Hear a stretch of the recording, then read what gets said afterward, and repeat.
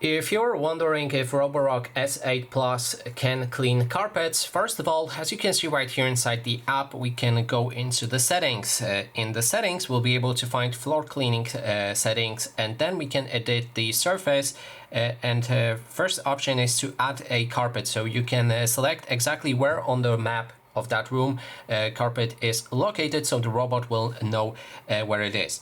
After you have your carpet mapped on the map, you can go for carpet cleaning settings, which, as you can see, there's plenty of options. We can put it so that it will avoid the carpet that was selected on the map, ignore it, will strictly rise through it, or dynamic lift it. That way your robot will try to enter and clean that carpet with the carpet boost enabled. You can go for deep carpet cleaning as well, and vacuum carpet first before the mopping.